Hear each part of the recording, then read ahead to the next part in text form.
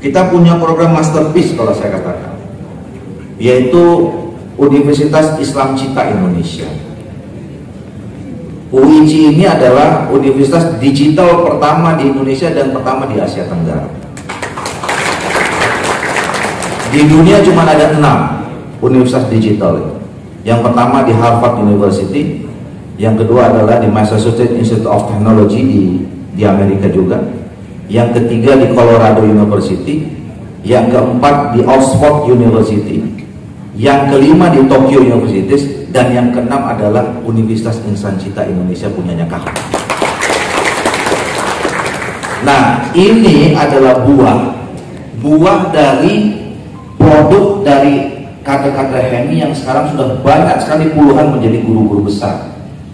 Sudah banyak sekali profesor-profesor alumni HEMI di mana-mana, ya, doktor bertaburan di mana-mana.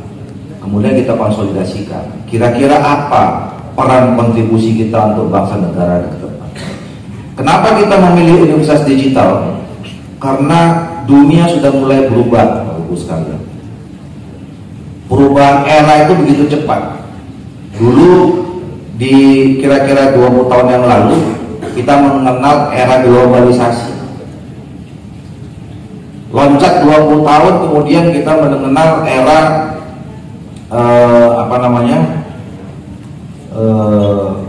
disruption era. Tapi dalam 3 tahun terakhir ini perkembangan perubahan era itu nggak lagi nunggu 10, 15, 20 tahun. Setelah era disruption muncul era baru, era digitalisasi. Sekarang sudah mulai masuk lagi era metaverse. Kalau dalam bahasa di Indonesianya sekarang era semesta digital. Saya pernah berkesempatan datang ke Amerika dan berkunjung tempatnya Elon Musk yang sangat fenomenal dengan Tesla-nya. Elon Musk itu sekarang sedang mengembangkan teknologi. Sekarang orang tahunya listrik, semua sudah elektrik. Tapi mereka, Elon Musk dan kawan-kawan sedang berpikir tentang dalam rangka masuki era semesta digital itu. Ada namanya neuroscience teknologi namanya. Jadi di setiap kan ada chip. Nah, di chip itu dimasukkan di otaknya manusia. Sekarang kalau ada masuk otak itu, kalau kita sekarang menghidupi lampu ini harus cari saklar. Besok kalau itu tetap sama kita tinggal ngomongnya, tinggal pikir, mati lampunya. Hidup lampu. Nah, udah sampai sejauh itu cara orang perkembangan itu. Nah, senior kita ini berpikir begitu, ini harus ke depan, ya. Pasca pandemi ini semua tatanan nilai baru itu berubah. Maka ini kesempatan untuk membangun tata nilai baru dunia, atau yang kita sebut peradaban baru. Peradaban baru tempat itu adalah peradaban yang berbasis metaverse tadi. Nah, oleh karena itu kita ambil misinya adalah bagaimana menjadikan Indonesia ini menjadi lokomotif pembangunan peradaban dunia baru. Kedalamnya lagi misinya adalah yang menjadi motor penggerak Indonesia menjadi lokomotif pembangunan peradaban baru adalah keluarga besar HEMI dan KAHMI. Mereka sudah hitung untuk memasuki seperti itu, maka dibutuhkan Indonesia ini membutuhkan 9 juta orang lulusan yang memahami situasi tentang perkembangan semesta digital itu. Nah, ini yang kita sekarang sedang mau dorong. Makanya nanti Pak Gubernur, ini ada Pak Wakil Bupati, mungkin nanti setelah Munas kita akan intensifkan lagi sosialisasi. Kita bekerja sama dengan daerah-daerah, baik itu pemerintah daerah maupun kampus, ya. Jadi kampus ini agak lucu Pak Gubernur. Jadi saya juga bingung waktu itu, jadi apa nih? Gimana caranya kuliah kok bisa lulus Pak? Jadi yang pertama, orang yang kuliah secara konvensional di kampus yang physically gitu, itu memungkinkan juga sekolah di universitas digital.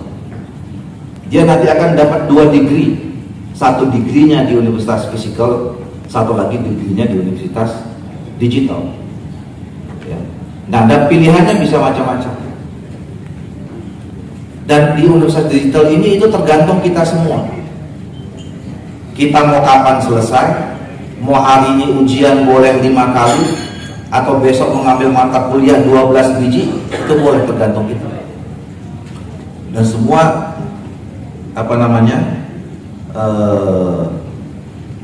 tempatnya di tempatnya masing-masing. Sekarang ada 3 jenis universitas.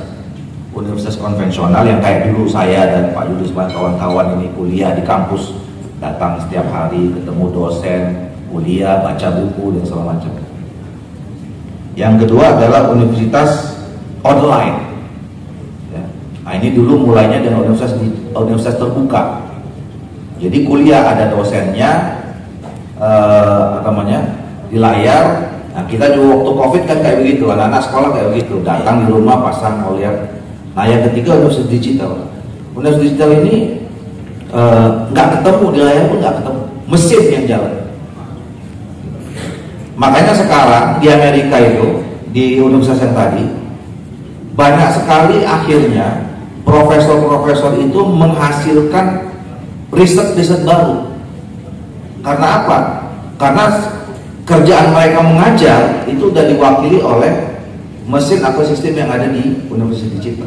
Jadi mereka cuma membuat riset, hasil risetnya dibuat semacam mata kuliah, ya kan? Mata kuliahnya itu nanti dimasukkan ke mesin, itu yang ngajarin, dia buat riset baru lagi.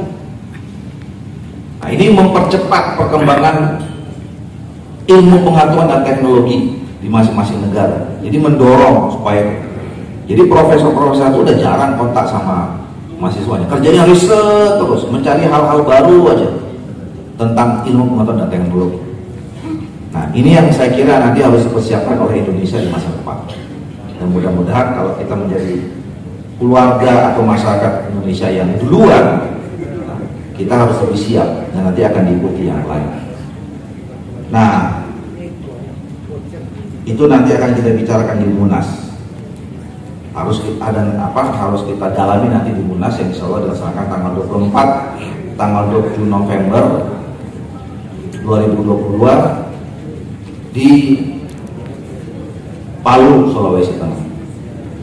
Jadi tolong Bapak Ibu sekalian persiapkan diri. Momentum musyawarah wilayah ini juga sekaligus bisa memberi bobot masukan-masukan terhadap apa yang nanti materi-materi yang akan kita bahas di dalam Munas, sehingga 5 tahun ke depan Majelis Nasional kami bersama MW-MD itu sudah tahu tentang apa yang harus kita lakukan membangun Indonesia dan keumatan kita.